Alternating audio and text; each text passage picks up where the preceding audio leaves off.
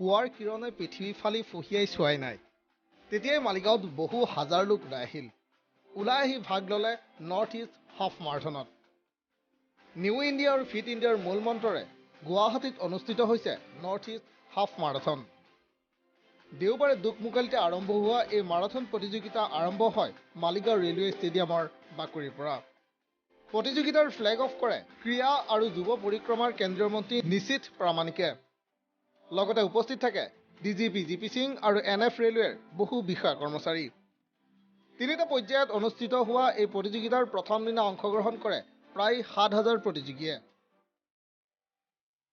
অনুষ্ঠানত কেন্দ্ৰীয় মন্ত্ৰী নিশীথ প্ৰামাণিকে কয় এনেবোৰ প্ৰতিযোগিতাই দেশত নতুন প্ৰতিভা সন্ধানত সহায়ক হ'ব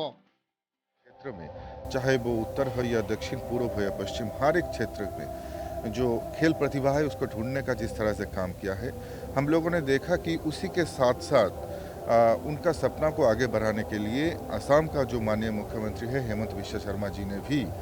बैडमिंटन फेडरेशन को तो एक नया आयाम दिया ही है रनर्स यहाँ पर आकर उपस्थित हुए हैं सभी लोगों को मैं धन्यवाद देना चाहूँगा सभी मिलकर जिस तरह से न्यू इंडिया को फिट इंडिया बनाने का जो मिशन मोड में काम कर रहे हैं सभी लोगों को मैं धन्यवाद देना चाहूँगा আনহাতে ডিজিপি জিপি সিঙৰ মন্তব্য প্ৰতিযোগিতাৰ এই মঞ্চবোৰ এনেদৰে আগবাঢ়ি আহিলে অসমৰ ক্ৰীড়া ক্ষেত্ৰ আৰু উন্নত হ'ব যদি প্ৰাইভেট ছেক্টৰৰ পৰা মানুহ আহি ইয়াত অসমৰ যিখিনি আমাৰ স্পৰ্টছ ছেক্টৰ তাত আৰু যোগদান কৰে তেতিয়া অসমৰ স্পৰ্টছ ছেক্টৰ যথেষ্ট উন্নত হ'ব ভিডিঅ' জাৰ্নেলিষ্ট নিতু কলিতাৰ সহযোগত সুকল্যাণ ৰাজখোৱাৰ ৰিপৰ্ট NK TV